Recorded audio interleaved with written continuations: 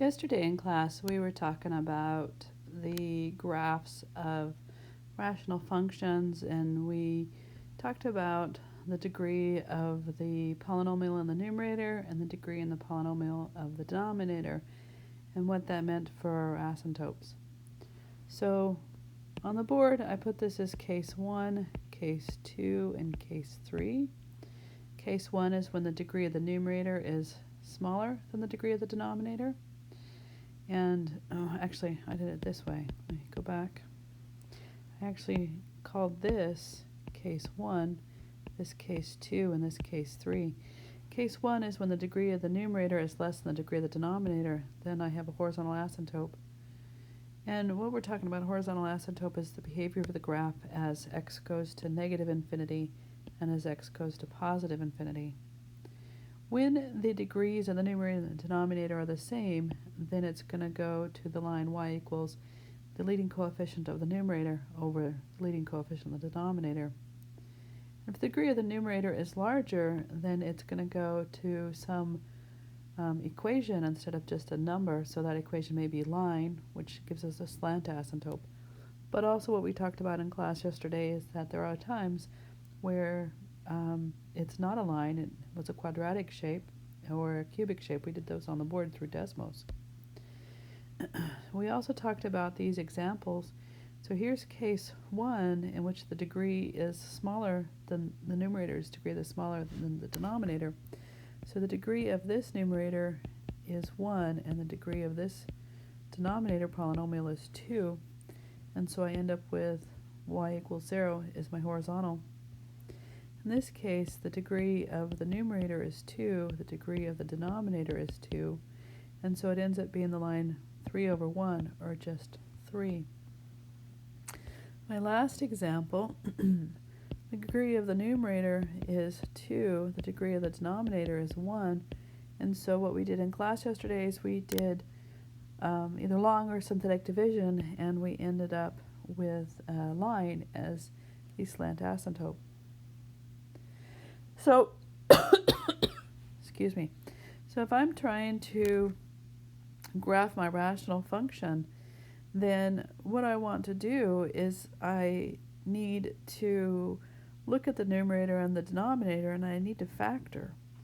I also need to figure out where my x and y intercepts are, and sometimes a sign graph helps me decide what's happening. So if I take a look at this example here where I've got f of x equals 3x squared plus 2, then one of the things I need to do is I need to find my y-intercept.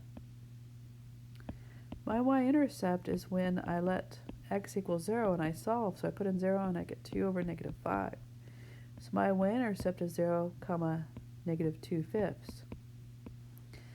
My x-intercepts come from the numerator. We discovered that yesterday in class.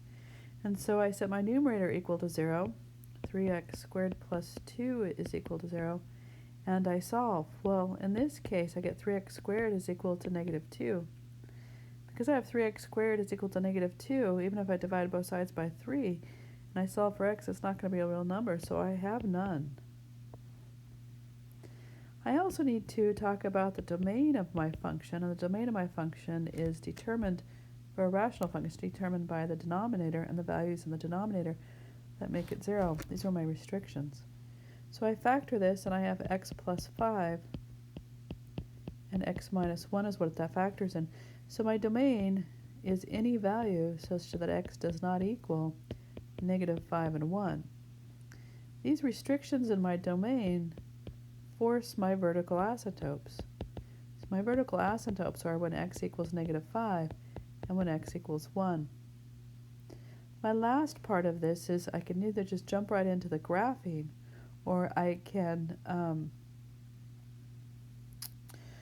do a sign graph, but I still need to talk about my horizontal asymptote, and the way I do that is I look at the degree of the numerator. Well, the degree of the numerator is 2, so I'm going to call that p, n sub p. The degree of the denominator, n sub q, is equal to 2 as well. That tells me that my line is y is equal to the leading coefficient of the numerator over the denominator. So in other words, my horizontal asymptote is that y is equal to 3. So the information that I have so far is my graph is going to look something like this. At -5, I have a vertical asymptote. And at 1, I have a vertical asymptote. I have a horizontal asymptote at y equals 3. I have no x-intercepts, but I do have a y-intercept at this point, which is 0, -2/5. So now I have to determine what my graph is looking like, so I'm going to build a sign chart. So with my sign chart, I'm going to have 3x squared plus 2, x plus 5, and x minus 1. My sign chart is going to include all of the factors of both the numerator and the denominator along the left-hand side. And then along the top here, I'm going to break it up into what I have, and this time I only have vertical asymptotes. So when x equals -5 and when x equals 1. My interval is from -infinity to -5, from -5 to 1, and then from 1 to infinity. So I'm going to choose something on the left side of -5. So let's go ahead and let's choose, say, x is equal to 6, or -6. If I put -6 into 3x squared plus 2, because it's squared, it's going to be a positive number. I put -6 in x plus 5, that's going to be a negative number. And I put in -6 in here, and the last one, which is x minus 1, it's going to be a negative number. These combined gives me a positive, so that means I am above the x-axis. My region is positive, so I'm going to be above. Now I'm going to choose something in this region, so I'm going to choose 0. And I already know what the output was. It was negative, but I'm going to run through it anyway. So I choose 0 for, put 0 into my first factor, I get positive. My second factor, I get positive, and my last factor, I get negative, so this region is below. But that was also my y-intercept, and it was a negative number. Now I'm going to choose something on the other side of 1, so let's choose 7. Put in 7, and I'm going to get a positive, and a positive, and a positive, so that region is above. We're talking about above and below the x-axis. So on my graph, that means over here I am above. It is likely I'm going to stay above my y equals 3, which is my horizontal asymptote. And I can check it in a minute. But I think it's going to stay above. And then in this in between -5 and 1, I know that I'm going to be below the entire time, and I have to cross through that, so that's what that part of the graph looks like. The right-hand side of 1, I'm above the x-axis, and I think I'm going to stay above my horizontal asymptote. The way in which I can determine whether or not I stay above and below my horizontal asymptote is, let's go ahead and pick some very, very large number on the left side and a very, very small number on the right side. So let's choose, say, 1,000. And I put that into my function. And what I'm doing is I'm trying to determine if this number is larger than 3 or smaller than 3 to determine whether or not I'm above or below. I think I'm going to be above on the right-hand side, but I'm not really certain. So I'm just going to go through the process to determine if I truly am above or below the horizontal asymptote, which is, of course, 3. So I'm going to put this in my calculator. When I put this in my calculator, I actually get 2.988 and some decimals behind that. So really what's happening, I expected it to stay above, but I didn't. So somewhere along there, I must have come and crossed my horizontal, and I'm approaching it from the bottom. So now I'm going to check it on my other side, my left-hand side. So I'm going to choose f of -1,000 and see what happens there. So I do 3 times -1,000 squared plus 2 over -1,000 plus 5 multiplied by -1,000 minus 1. So I'm going to put this in my calculator as well and see what I get. And when I put this in my calculator, I got 3.012 and some decimals after that. So actually on my left-hand side, I was correct. I approached from above, but my right-hand side, doing a check on that, I actually approached from below.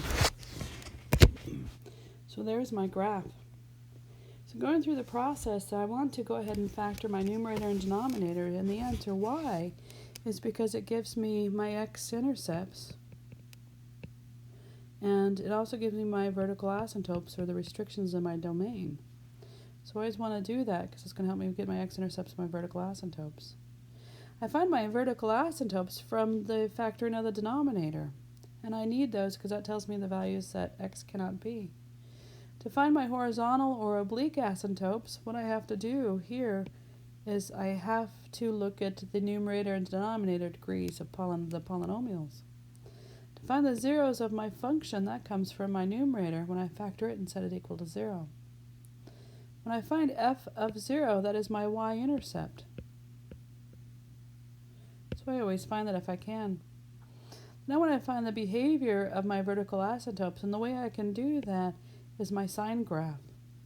If I want to know the behavior as I approach negative infinity and positive infinity, right there, is I can do like I did up here, is I can choose numbers on the left-hand side and the right-hand side to determine what I'm going to approach above or below. So the difference between solving these and finding the answer for the inequality is really just a matter of looking at the graph and or the sign chart, because you're going to do the same steps. So let's take a look at my first example. My first example running through the process is I have to factor the numerator and denominator, which is already factored, so I don't have to worry about that part. Now, because my numerator is 1, and I set that thing equal to 0, that's going to make no sense. So because I can't set this thing equal to 0, I have no x-intercepts. To find my y-intercepts, I put f of 0 in, and when I put f of 0 in, I get negative 1/5. So my y-intercept is 0, negative 1/5. My domain, or the restrictions on my domain, are I factor my denominator, which are already factored for me. And so my restriction is x such that x cannot equal 5. That restriction gives me my vertical asymptotes. My vertical asymptote is x equals 5. So I'm going to come over here and draw what I know on my graph so far. I know I have to go through this point. We're going to call that negative 1/5. So 0, negative 1/5. I need to cross through that point. I have no y or no x-intercepts, and I also have a vertical asymptote at 5. Now this isn't drawn to scale, so bear with me. You got to pretend it is. X equals 5 is my vertical asymptote. I look at my numerator and denominator. Well, the degree of this is 0. The degree of this is 1. That tells me that I have a horizontal asymptote at y equals 0. So I have this horizontal asymptote at y equals 0. Now I'm going to do a sign chart to determine where I'm above and below the x-axis. So the only thing I have to have is, well, 1 isn't going to do anything, but I'll write it anyways, and x minus 5. When I do my sign chart, the only one I have to worry about is the denominator, which is x is equal to 5. Excuse me, sorry. So I'm going to choose something on the left side, so between negative infinity, and that's a really bad negative infinity, between negative infinity and 5, and then from 5 to infinity. I'm going to choose something on the left-hand side. I'm going to choose 0, because we already know what the answer is. When I put in 0, obviously that's not going to do anything there, and when I put in 0 here, that's negative. So that's negative, so that tells me I am below the x-axis. Let's choose something on the other side of 5. Let's choose 10. When I choose 10, that's not going to affect the 1 at all. It's going to make that positive. That tells me I'm above. So my graph is going to look something like this. Now normally I should check the end behavior to find out what happens if it's above and below, if I approach from above or approach from below of my horizontal asymptote. But because I have no x-intercepts, and y equals 0 is my horizontal asymptote, I don't have to do that checking on both sides. So that's how I would graph it. Now, to find the solution to the inequality, it will be an interval. And I want the values in which my function, or 1 over x minus 5, is below 0. If I look at my graph, the area in which, or the x values that produce that, is in this region. So looking at my graph, I know my solution is from negative infinity to 5. And it is non-inclusive because I don't ever get to include my restrictions for my domain. And that's why even though this is greater or less than or equal to, this must be a strictly less than, because again, that's coming from my denominator, so I don't actually get to include it. The other way I can answer it without graphing it is doing my sign chart. I want the values that are negative, so I want the values below. And in fact, here's my answer right up here, from negative infinity to 5. So if I'm solving an inequality, I can do it by a sign chart right there. I don't have to graph it. But if I have to graph it, I can get the information right off my graph. So let's take a look at the next example. With this example, I'm asked to find the inequality as well as the graphing. What I'll need to do is make this a single fraction. Right now it's not, so I'm going to go ahead and put this over 1 and multiply by x minus 5 in the numerator and x minus 5 in the denominator. So g of x is equal to x minus 2, x minus 5 in the numerator, all over x minus 5. So g of x is equal to x minus 2x plus 10 over x minus 5. So g of x is equal to negative x plus 10 over x minus 5. I'm running through the same process. The first thing I want to do is find my x-intercepts. My x-intercepts come from the numerator, so negative x plus 10 is equal to 0. And so I get x is equal to 10, so my x-intercept is 10, 0. To find my y-intercept, my y-intercept is putting in just 0, f of 0. I put in 0 and I get 10 over negative 5, so negative 2. So my y-intercept is 0, negative 2. Now looking at my numerator and denominator is going to tell me where my horizontal asymptote is. So my horizontal asymptote, well, I look at my numerator and my denominator, they have the same degree, so my horizontal asymptote is the leading coefficient of the numerator over the denominator, so it's just negative 1. I'm going to find my vertical asymptotes, and the way I do that is I look at my denominator, and I set it equal to 0. So x minus 5 is equal to 0. This gives me my restriction, x cannot equal 5, so my domain is x such that x cannot equal 5. That's my restriction, so that means my vertical asymptote is at x equals 5. So now I have pretty much everything to get the start on the graph, so I'm going to go ahead and start my graph. Sorry. I know that at the line y equals 5, I have a vertical asymptote, x equals 5. And I also know I have a horizontal asymptote at y equals negative 1. I also know I'm going to be crossing the x-axis at 10, 0. I also know I'm going to be crossing the x-axis, the y-axis at 0, negative 2. So I'm going to go ahead and do my sign chart. Now my sign chart is going to be negative x plus 10 and then x minus 5. And the way I'm going to break this apart is all of my zeros as well as my vertical asymptotes in order. So I have a vertical asymptote at x equals 5, and I have an x-intercept, do it in a different color, at x equals 10.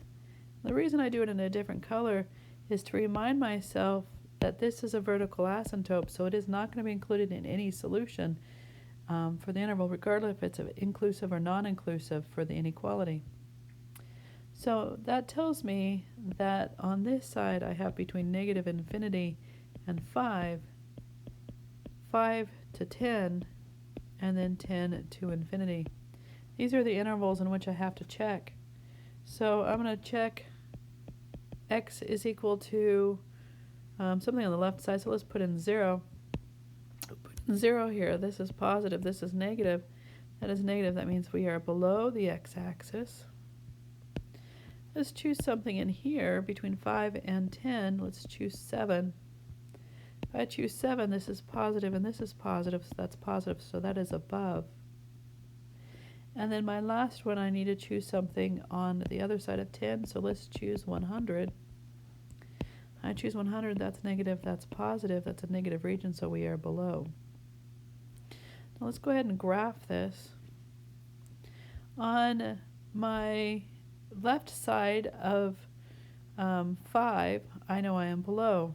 So in this region, I am below the x-axis. Between 5 and 10, I am above the x-axis. And then from 10 to infinity, I am below the x-axis. Now, as before, I assume I'm going to be above -1 on the right-hand side and below -1 on the left-hand side, but I do need to check it. So I'm going to put in a large number, so let's put in 1,000 again into my function. I put in 1,000, and I end up with, it was -1,000 plus 1,000 plus 10 over 1,000 minus 5. And I put that in my calculator. Let me do that in my calculator. So -1,000 plus 10 divided by 1,000. Oops, if I put my parentheses in the right place. 1,000 minus 5. And I end up with a -0.994. And that's greater than -1, so I am above, as I expected. Now I'm going to put in a -1,000 in there. So negative 1,000 is a positive 1,000 plus 10 over a -1,000 minus 5. So in my numerator, I'm going to get 1,010. And then in my denominator, I'm going to get a -1,005. And that number is -1.005, which is less than, so I am truly below, just like I expected. Below. Okay, let's take a look at the next. Oh, we need to finish this, though. The other part is the inequality. For me to be able to answer this inequality, I have to do like I did with my example over here, is I had to make this a single fraction and 0 on the other side. So I know from working this here that this is going to be -x plus 10 divided by x minus 5 is going to be less than 0. I brought everything to the left-hand side. So I can look at my graph, and I want everything that is below the x-axis. So I look at my graph, and the region in which I have x's that are below the x-axis are in this region, and also in this region. So I can look at it there, or I can look at my sine graph. So my sine graph is where am I below? Well, the two answers are here and here. So the intervals are from -infinity to 5 and from 10 to infinity. So my solution is from -infinity to 5 and then from 10 to infinity. Let's take a look at my next example. So for my next example, it already has a single rational function. I don't have any plus or minus anything beyond that. So the first thing I'm going to do is I'm going to factor it. So h of x is equal to x plus 3. In my denominator, I'm going to factor out an x first, and then I'm going to have 2x squared minus 5x minus 3. Going a little bit further, I have x plus 3, and then in my denominator, I have x. This is going to factor into 2x and x minus 3, x plus 1.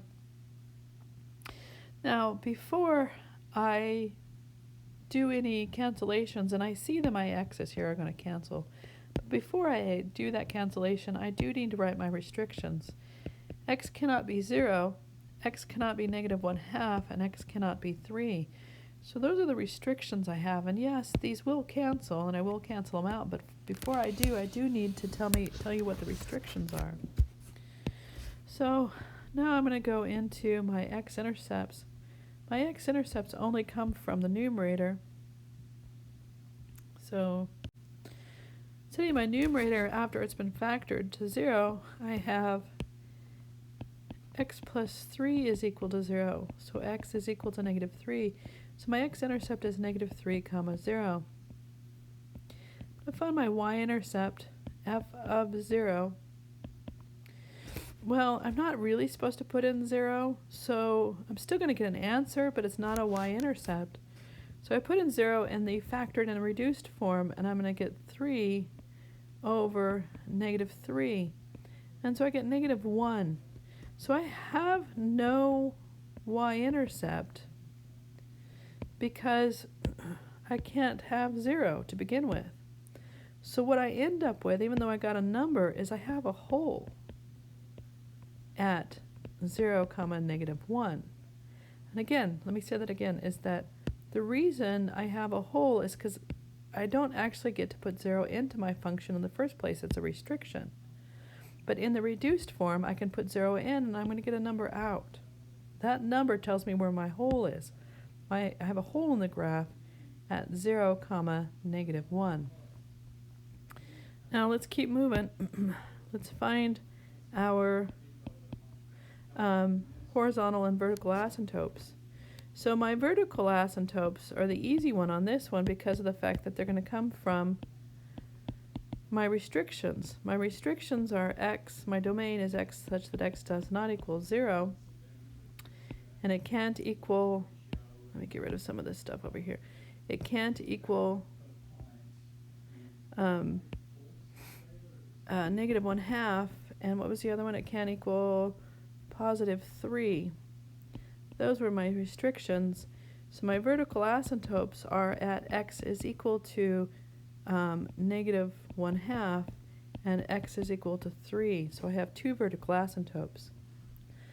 My fifth thing I'm going to do is find my horizontal asymptotes, and the way I'm going to do that is look at my factored form.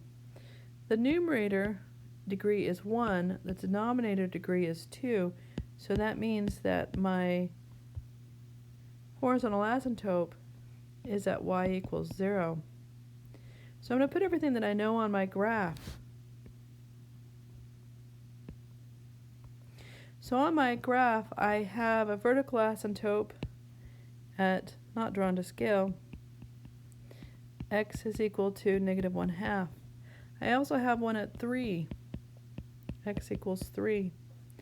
I have a hole at 0, negative 1, so I'm going to come to 0, negative 1, I'm going to put a hole right there. And I have an x-intercept at negative 3, comma 0. So here's my x-intercept at negative 3, comma 0. I have a horizontal asymptote at y equals 0. And so now I'm going to do my sign chart. So my sign chart is going to have, from the numerator, x plus 3, from the denominator, my fractions, 2x plus 1, and x minus 3. So those are the values that I'm going to write in my sign chart. Now, in order, my first one was x is equal to negative 3, and that's my 0. And then I have negative 1/2. That was a vertical asymptote. And then I have 3, was also a vertical asymptote.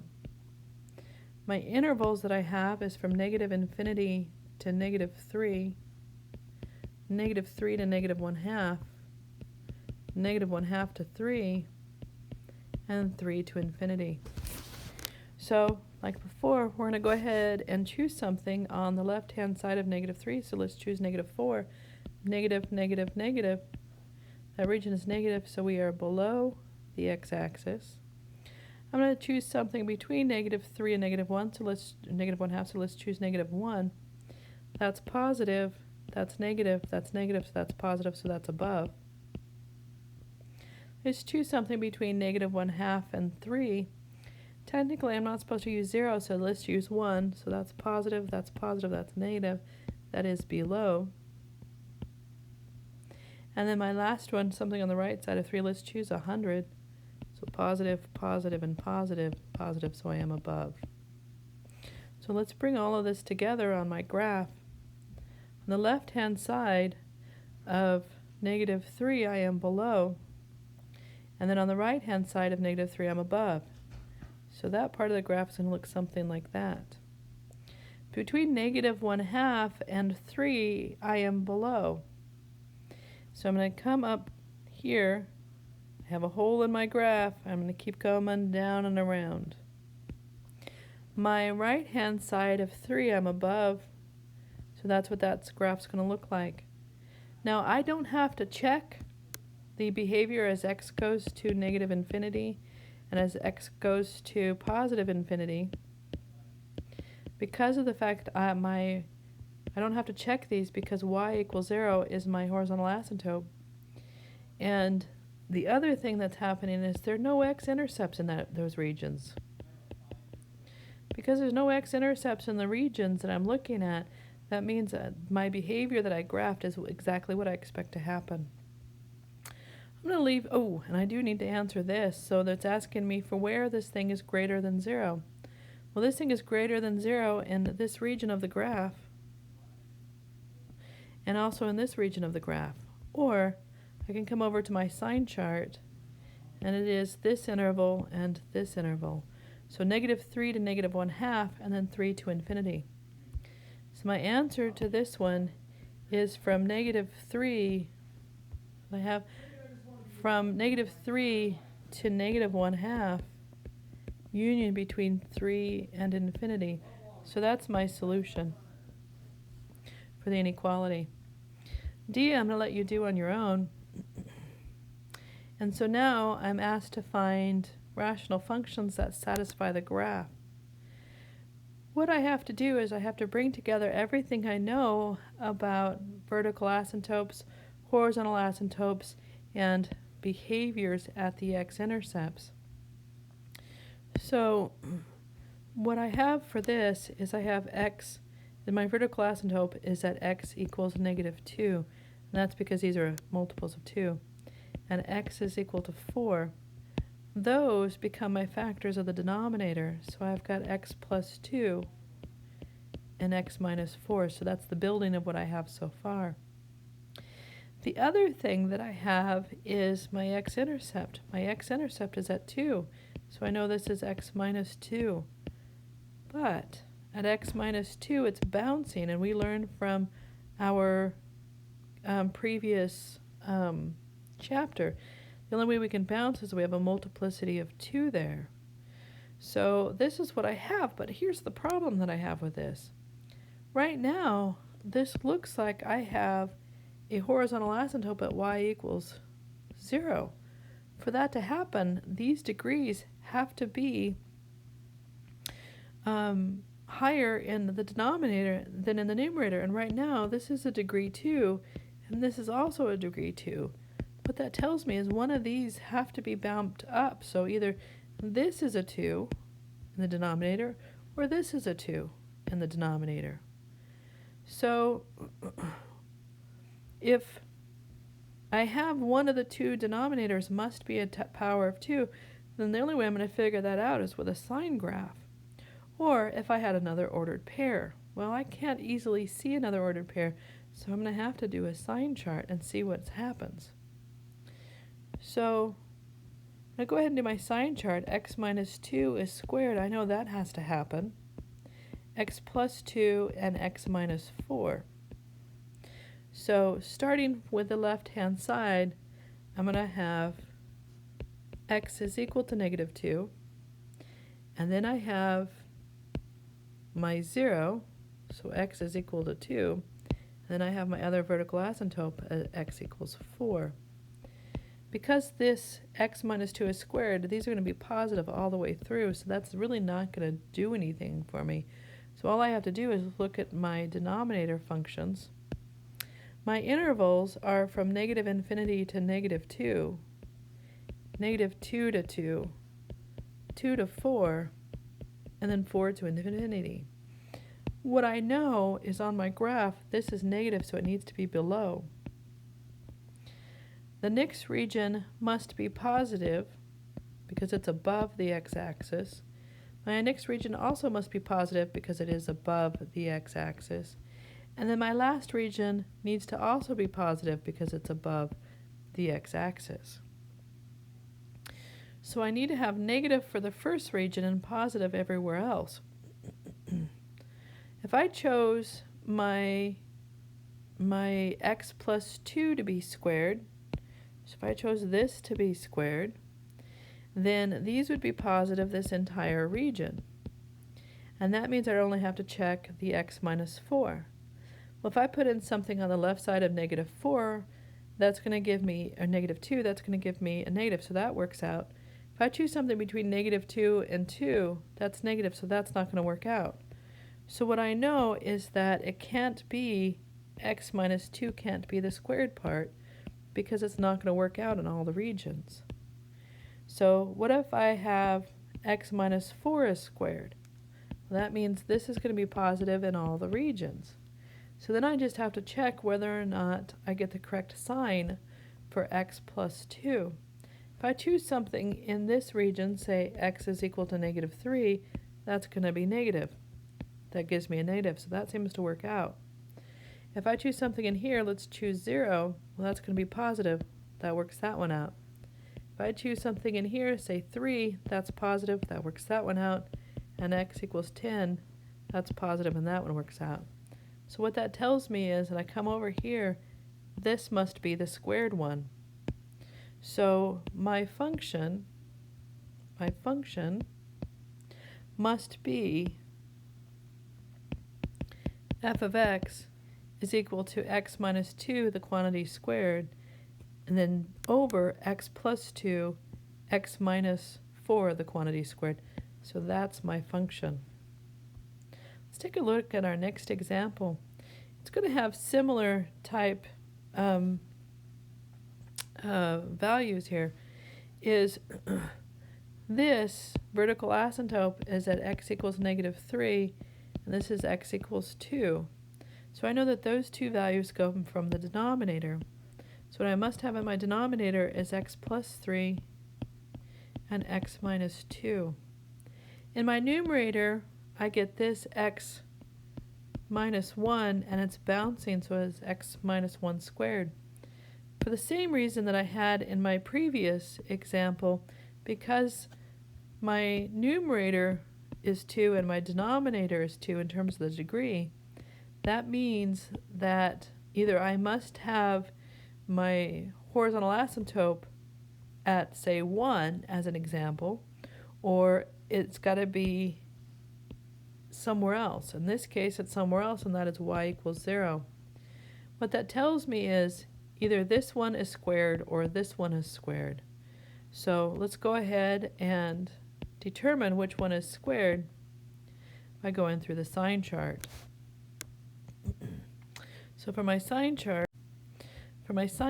I'm going to build it so I have x minus 1, the quantity squared, x plus 3, x minus 2. So my vertical asymptote, my first one, is x is equal to negative 3. Then I have a 0 there, so x equals 1. And then I have my other horizontal or vertical asymptote at x equals 2. My intervals are from negative infinity to negative 3, negative 3 to 1, 1 to 2, and 2 to infinity. Just like in my previous example, when it's squared, it's going to be positive the entire time. Now I'm going to go look at my graph to see what I need. I need to be on the left side of negative 3. I need to be positive because it's above. Between between negative 3 and negative 2, or excuse me, negative 3 and 1, it needs to be negative, so it needs to be below. And then between negative 1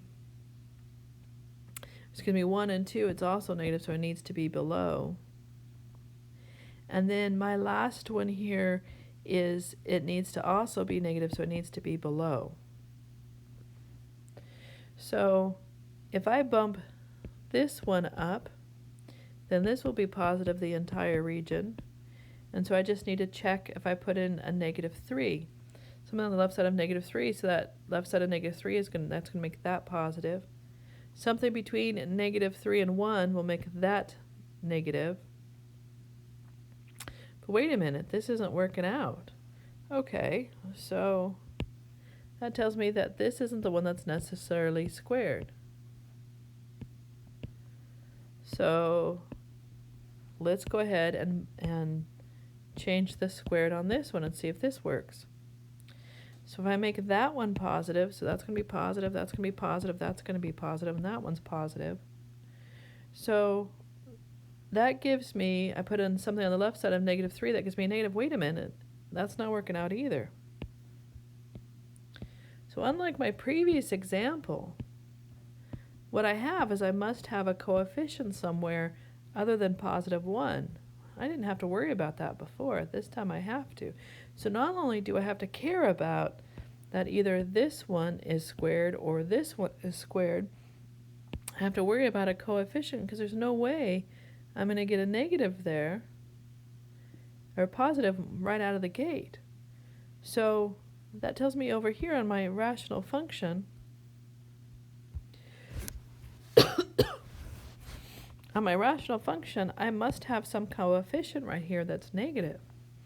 So let's just choose -1. So let's put -1 in there. It's not going to affect my factors. It's not going to affect my zeros. It's just going to give me a negative all the way through.